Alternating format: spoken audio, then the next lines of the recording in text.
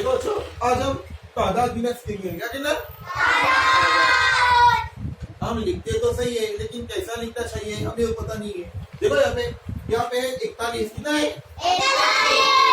इसके बाद 42, 45, एक तीसरा दे रहा हूँ मैं आपको। हाँ, यहाँ पे देखो ऐसा है 41, 41 में पहला एक इकाई 4, 42 में 2 इकाई 4, इसके बाद 45 में है 3 इकाई 4।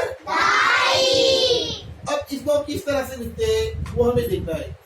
अब यहाँ पे कॉलम दिया हुआ है, यहाँ पे खुले मोतिया है इकाई में, और दहाई में भी खुले मोतिया है।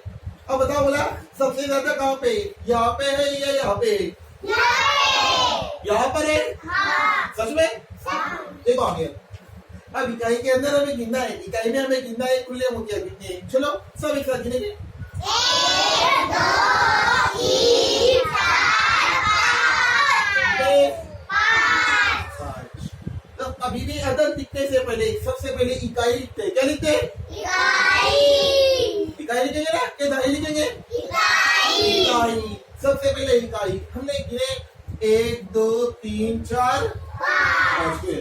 अब चलो हम देखेंगे हर एक माला में कितने मोतिया है। कितने मोतिया? बोलो ऐसा पहले मुझे। 1 2 3 4 5 6 7 8 9 10 10 है ना? इसमें 10, इसमें भी, इसमें भी, इसमें भी। अब उसका क्या है? 10 10 10 कितने हो गए? कितने? 40। अब 40 में से क्या निकालेंगे? सिफर को यहाँ से हटा देंगे और 4 दहाई का लिखेंगे यहाँ पर। 4 दहाई यहाँ पर कितना हुआ? 45। तो कभी भी अदद दिखता है तो अदद ना समझे तो इस तरह से हम इसको समझ सकते हैं। समझे? तो यह आसान तरीका है। समझे बच्चों? तो जब भी जो दरसी किताब में जो दिया हुए ये मिसाल है, तो तमाम मिसालों को इसके मदद से हल करना है। हाँ, समझे सबको?